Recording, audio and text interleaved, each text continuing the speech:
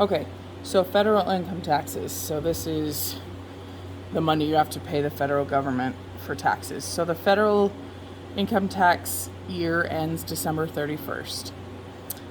You have to file and pay your taxes by April 15th. And some years, April 15th falls on a weekend, and so that affects it. A completed tax return shows how much you owe in taxes, but if you overpaid, you get a refund, and if you underpay, you owe. Yeah.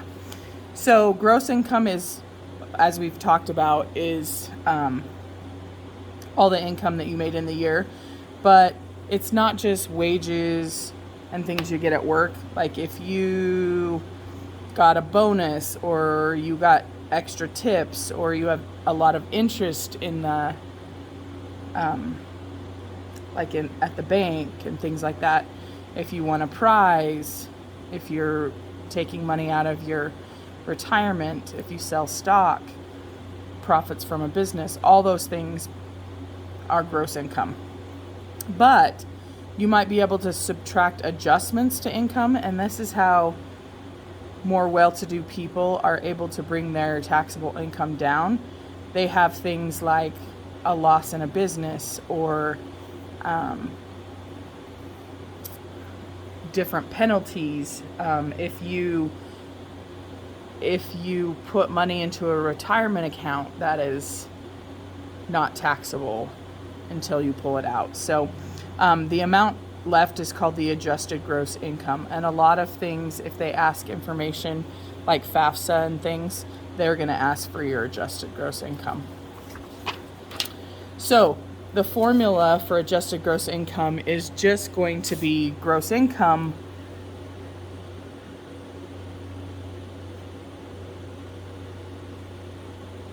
and then we're going to subtract adjustments.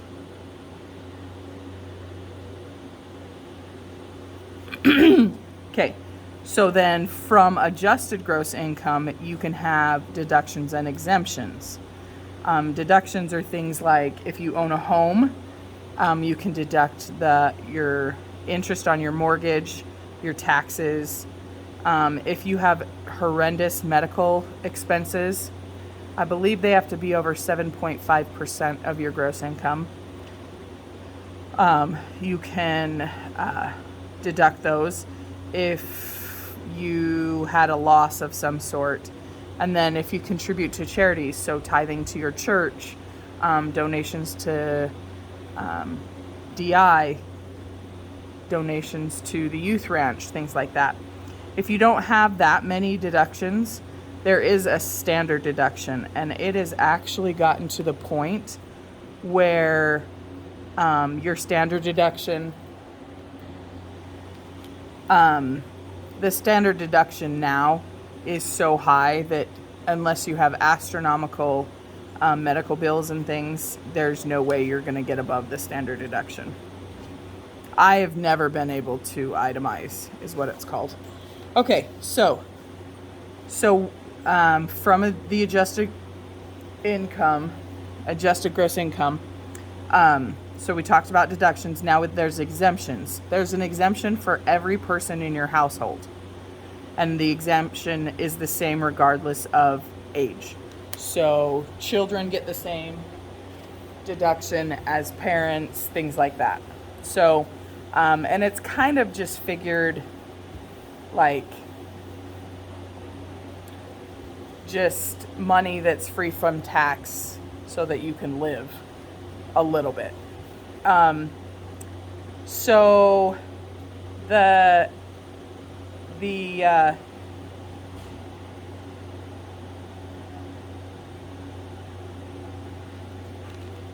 standard deduction has changed dramatically. I believe it's $12,500 now per person for the standard deduction, and then for married it's like $25,000. So it's a little bit different than in our book. And then exemptions are $3,500 per person. So we're going to look at Peter. And Peter's single. He has a gross income of $32,600. He pays $2,600 into an approved retirement plan. So if we look back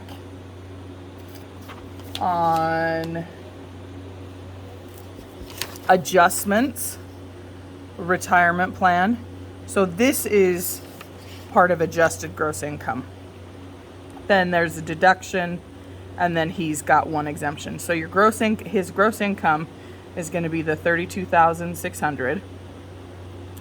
Then adjustments to income, which is different than deductions. So adjustment is $2,600. So his adjusted gross income is $30,000.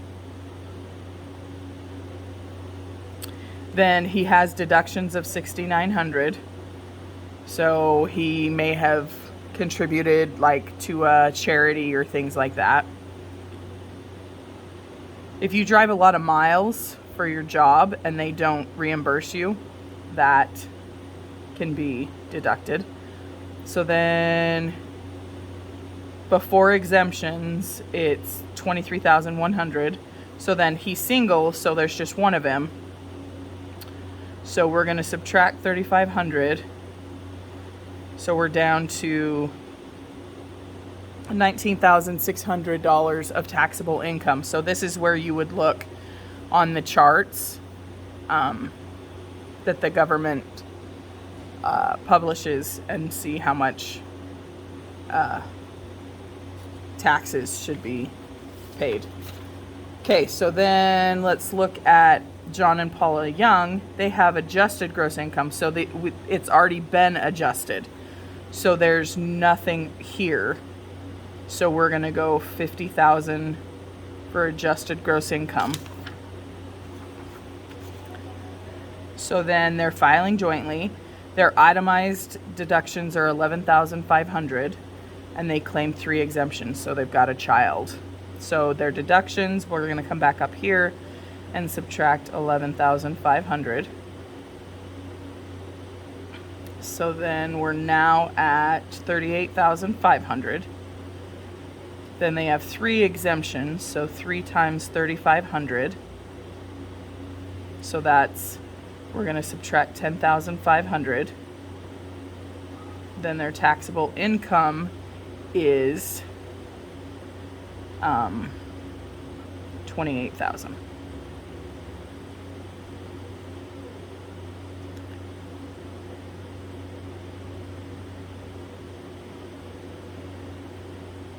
Okay. So there we go. So now here's a tax and an income tax. These are some charts. If you look here, it's kind of hard to see on here, but on page 49, but these are the amounts that they make.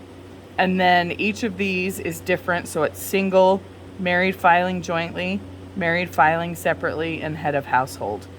And I believe head of household is basically a single person with children,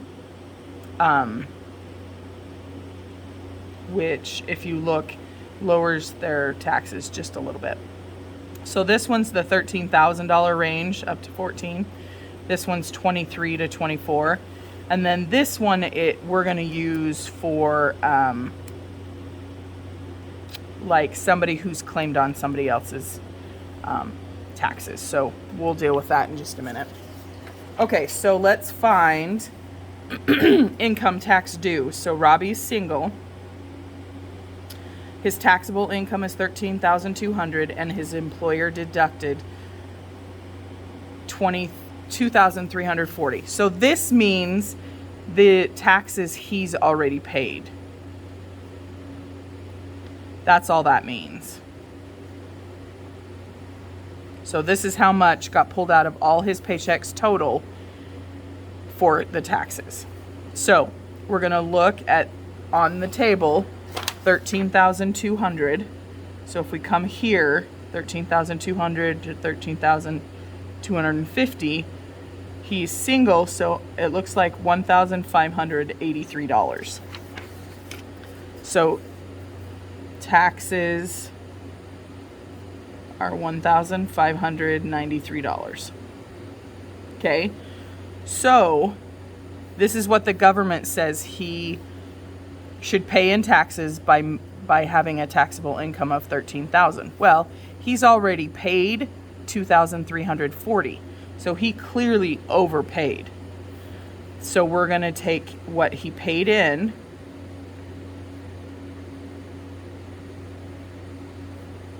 and subtract the taxes that the government says he should have paid.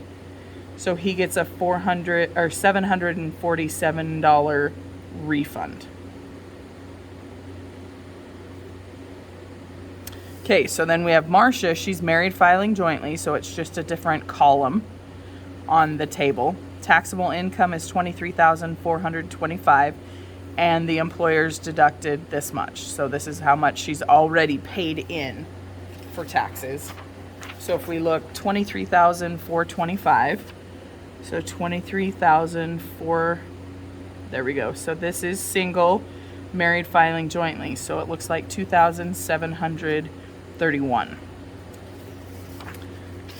So the taxes from the table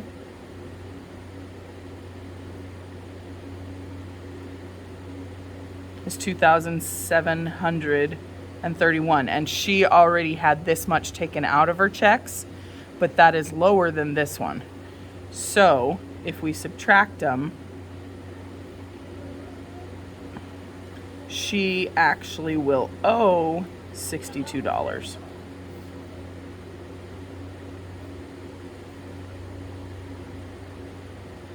to the government. Okay. All right. So then income tax refunds for single dependents. So this is someone, usually somebody like in high school. Sorry, I got interrupted. Okay.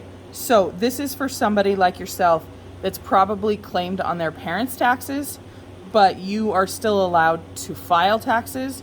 It's just you don't get that exemption for yourself. So it works a little bit differently. So there's some criteria. So we have a dependent. Their income is considered earned or unearned. So earned is you work, you get tips, things like that. Unearned would be interest from your bank, if you have stocks, things like that. So a single dependent is somebody who's not blind and is under 65. That just applies like to older people. And they can claim the standard deduction. A standard deduction of the higher of the two of these things. So it's either $850 or the amount of earned income plus $300. So yeah, so let's try this out. So we have an example. Jack is claimed on his parents' tax return. So this is a dependent's income. Okay, so he worked and earned this much last summer. His employer withheld $320 in taxes. He earned $350 in interest in his savings account, and he doesn't have any adjustments to his income. And he just claims the standard deduction, which is this up here. Okay, so we're going to find, let's see. So using this information, so we're going to move this a little bit. So we're going to use this information to do this, okay? So find the amount of allowable deduction. So that's this thing clear up here from the last slide. Okay, so we're gonna go, it says to take the earned income plus 300. So his earned income is $2,385. So if we add 300 to it, that is $2,685. And since that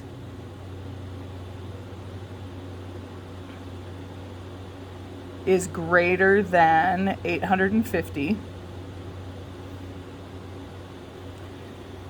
and 850, and this is less than the regular standard deduction, this is what he's allowed to use as his deduction. Okay, so then we need to find his adjusted gross income. Well, the only adjustments to his is this earned $350 of income. So we're going to take his $2,385 and we're going to add his $350 in interest.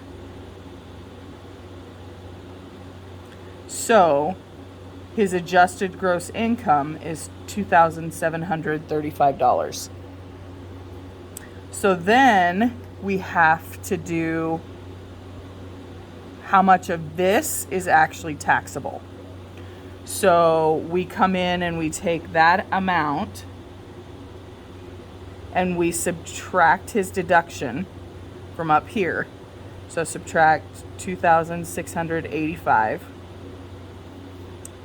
So only $50 of his income is taxable. That's not his taxes, that's the taxable. So if we look at that table that I had showed you, the small one, this one right here, so $50 is right here, and he's single, so what the government says he should pay in taxes is $6. So we're going to take the $320 from up here that he paid in taxes